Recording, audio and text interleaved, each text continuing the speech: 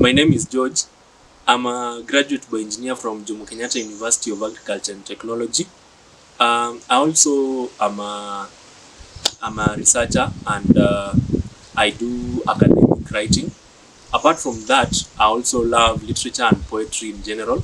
In Raising Hearts Foundation, I'm the founder and one of the directors of the organization, and I also do some entrepreneurship activities apart from the philanthropy that we do at Raising Hearts Foundation.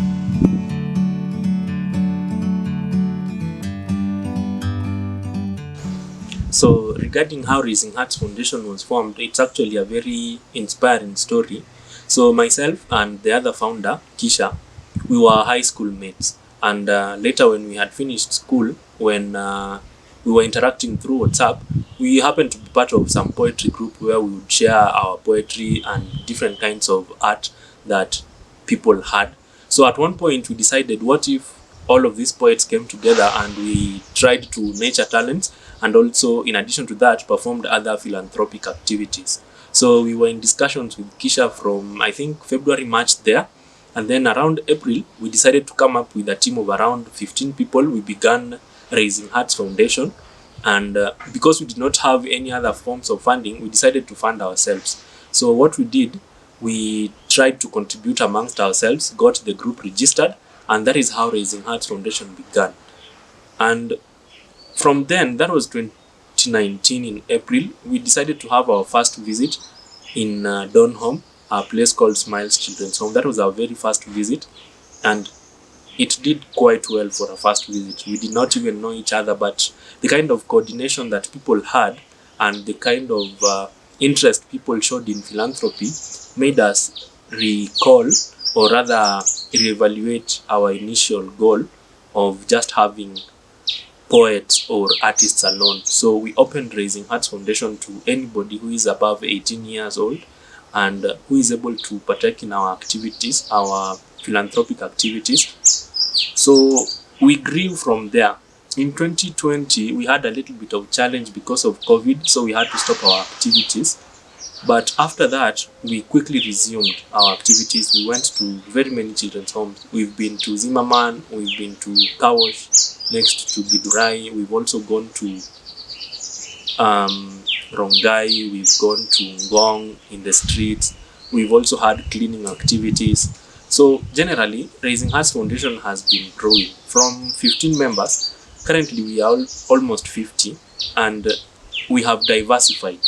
We now not only nurture talents, but we have other pillars. We call them pillars under Raising Hearts Foundation. We have a pillar that is dedicated to environmental protection and climate change. We call it Raising Hearts Foundation Green.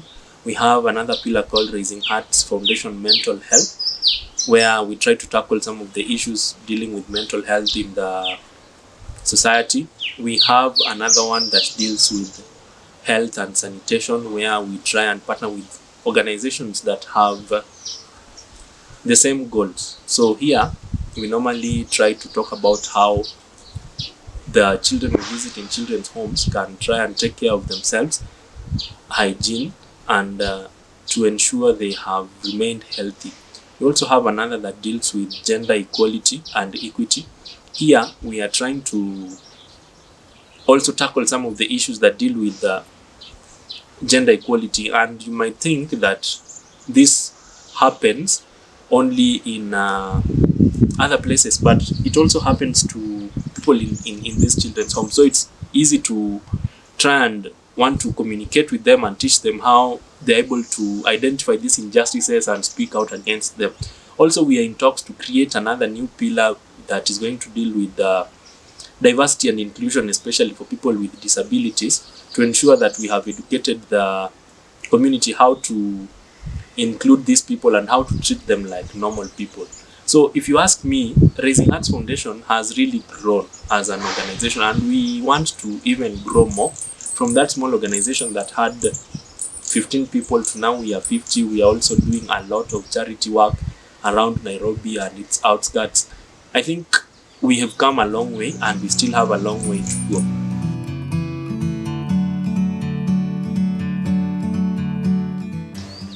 If you ask me about the challenges that we face in Raising Hearts Foundation, There are quite a number, but the one that most stands out is the financial challenges that we have. You find that, just like I said before, Raising Hearts Foundation is mainly made up of youths. And when we began this organization back in 2019, almost all of us were in campus. I think just about two or three had just finished campus and were now hustling to get jobs. So currently, most of us are either transiting out of campus or have just finished, like myself, and we still do not have jobs or any other source of financial income. And also, Raising Hearts Foundation, we do not have sponsors currently or any partners that support us financially. So you find we normally have monthly contributions that will help run our activities, like collection of clothes from different areas if they are donated, the transport of these donations to the children's homes. These are things that we fund by ourselves. And also, when we have any visit, we normally have people who wanajitolea. They come and try to volunteer themselves. They give us some financial aid, some give us clothes, electronics. They donate this stuff to us. But the main issue still becomes financial challenges, in that we find sometimes we want to really create an impact in the children's home where we've gone to, but our financial status cannot allow us to really achieve these goals. For example, there's a time we went to some children's home and there was a kid who had an eye problem and needed to go to, I think, Kikuyu Hospital to have surgery. It was worth around 45,000 shillings. We do not have this kind of money, because if we had to take all of the money we had accumulated and give to the child, our activities would have to stop. And you find this also becomes a challenge, because sometimes you try and find sponsors, but they want a lot in return for their partnership with you. They have maybe different goals. They want to market themselves at the expense of supporting the children's homes. So it's very difficult to sacrifice your principles to try and get the financial aspect of it. So it becomes difficult to sometimes source partners, because also these organizations that support children's homes, or rather charity work, they prefer working with celebrities or people who are well known to as a way of marketing themselves. So if we ask for partnerships, you'll find some sponsors asking, what are you also bringing to the table? And like I said, Raising Hearts Foundation, we are just beginning and would really like to make an impact as youths. So that brings the problem of financial stability amongst ourselves to be very difficult. Sometimes we just have to take the little that we have and they appreciate. But again, some children's homes have problems with that. You find they have a lot of demands. They really, really have a lot of demands. Considering that we are youth and we still do not have that money, you find we've taken some very little food that we have or the clothing that we have, but then they'll go and ask you, sasa mmeleta hii and we already have hii kwa store, sasa hii itatusaidia aje? We have had some situations where they have demanded that we do not come with any food items or anything, but we just give them money and then they're going to spend it by themselves. So that also is a challenge, because to us, we want to make the kid happy, not the owner of the children's home. And much as that may sound controversial, the main aim of Raising Hearts Foundation is not just financial. We want to empower these children. We want to identify the talents they have. We want to help them grow spiritually, cognitively, give some career advice if we are in a position to. So you find if the owner of the children's home is trying to make this about them, then it becomes quite difficult. And I think another challenge that we face is the fact that we are youths, and there's a current stereotype associated with youths in the country. So you find you are going to children's homes with very good intentions, but then the moment you arrive, I'll give you an example, but I'll withhold the name of the children's home. We went, but the first thing the mama of that home told us is that, I hope hamjakuja na bangi na pombe. So hii na kudiscourage, because you've come with a very good intention to help the kids, but the stereotypes associated with the youth, or maybe the past experiences they've had with other foundations, make them try to to make you want to fit in the same profile with them. So that's a challenge. The fact that we are only youths sometimes becomes difficult for the children's homes to accept us. The same goes with schools.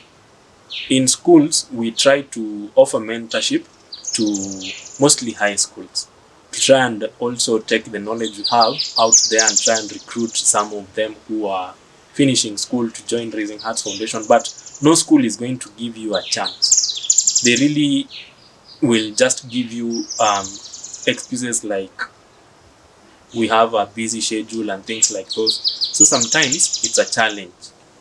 Then the final challenge we have as Raising Hearts Foundation, you heard me speaking about some of the pillars that we have as an organization, like mental health, Raising Hearts Foundation Green. We have the other one that talks about gender equity. As youths, we have not really specialized in this kind of stuff. You find sometimes we want to offer education about mental health, but there's only 2 or 3 psychologists with us who are still students, and sometimes this information that we retrieve is just from Google or maybe from the theory we are taught in school. Sometimes we would appreciate individuals who are specialists in this field, specialized psychologists, to come and at least offer their services for free to these children's homes. It's just 1 or 2 days. Try and talk to them. You find that, yes, we sometimes have managed to get people who are specialized to come and offer their services as a way of charity to these children in the children's homes. But they'll do it a couple of times and then they'll now start saying it is too much. They want to be paid for their services, which we understand.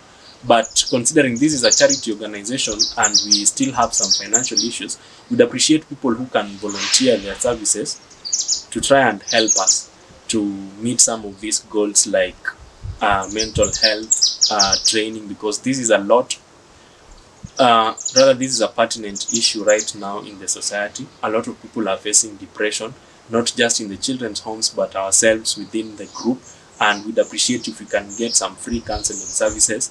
There are groups I know out there that have that offer free mental health services to the youth or to other people in the country. If these people can join us to take these services to children's homes, it can really be helpful. So that is also another challenge that we are facing currently. Then finally, the organization is entirely youth. We do not have anybody above 26 years. Everybody is 26 and below. Most of us are around 23 years down to 19 and even 18 years. And sometimes we need guidance from people who have more experience, elderly people, say people around 35 and above 30, people who can mentor us even as the young group ourselves. So we currently do not have that kind of people who can connect us to sponsors, people who can help us kuendeleza ile goal yenye tuko nayo as Raising Hearts Foundation. So those are the challenges we have as the group, and I hope if we can find the solutions to this and we can also find some partners, then we'll be able to realize the goal that we have as Raising Hearts Foundation to help the children's homes, not just in Nairobi and its outskirts, but in the whole country. Yeah.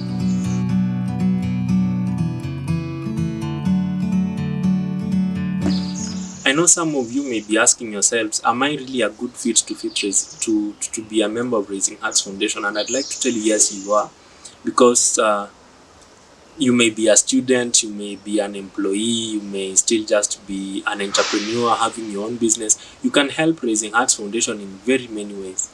Take my example. I'm a student of research. I'm a biotechnologist, but that does not stop me from being a member at Raising Hearts Foundation, because apart from offering the financial services that, or rather help that sometimes I may have, you find that when I go to children's homes, sometimes I just offer the skill that I have. It is not necessarily academic, because apart from the academic side, I'm also a poet, I'm also a good cook. So you find I sometimes go to children's home to offer what I have. Charity comes from the heart, it is not necessarily from the hand. and you may think maybe niko na ile pesa kidogo yenye may not make an impact, but I think Mother Teresa said that if you cannot feed 1,000, just feed one. We sometimes have something called 20 bob challenge every month, where people send 20 shillings that ukiweka at the end of it, it helps the next visit that we have. So you can participate in these challenges. We also have, when we go to children's homes, or rather when we have events planned, we normally have posters that we share that contain information regarding our pay bill, account number, the number you can call. These are the places where you can help. If you cannot reach us physically, hii ndio place unaweza amua sasa, let me try and help. I've had a lot of friends and I'd like to say thank you to them. Wamekuwa wakitusaidia. They may not be there physically because wako mbali, but they normally send some 50 bob, 100 bob. You are not limited. You can send 10 bob, 20 bob. Like we say, the 20 bob challenge we normally have. Here 20 bob will make a kid somewhere smile, and it is these little blessings that will help you. If you believe in God, it is the blessings that God will give you from the little things that you have gotten. Also, unaweza kuwa uko na maybe some clothes, some shoes you want to donate, some old electronics that you think will help the children in one way or another. We normally have donation drives. We normally advertise them in our social media platforms, where we put specific dates and times where we are going to be collecting these items. And if iko karibu na where you stay, you can reach us. We are going to be leaving our social media platforms. We are on TikTok, YouTube, we are on Instagram, we are on Twitter and Facebook as Raising Hearts Foundation, and you can interact with us at any time. There's also a dedicated phone number for Raising Hearts Foundation where you can call, ask for more information about Raising Hearts Foundation. You can interact with us, sometimes give us advice. You may want to help in one way or another with your talent. You may want to be part of us in any children's homes. Like I said, we are open to all kinds of individuals. We are very receptive. We are very diverse and inclusive, and we will help the children smile better. So my parting shot would be, do not be discouraged or feel that the small thing that you have may not make an impact. I want to tell you right now, it will. That 20 bob somewhere will buy a student a pencil or a book, an eraser that will make them happy, that someone somewhere out there is thinking of them. And just like I said, if you cannot feed 1,000, just feed that one, and it's going to help you. In the end of it, we human beings are social creatures and we are connected together. The only difference that we have with animals is the fact that we are intelligent enough to recognize what love is. Love is sharing the little that you have with your community, with someone out there who needs your help. So if we can do this, then I believe we are going to help Raising Hearts Foundation and our charity goal to reach a lot of kids out there. Yeah.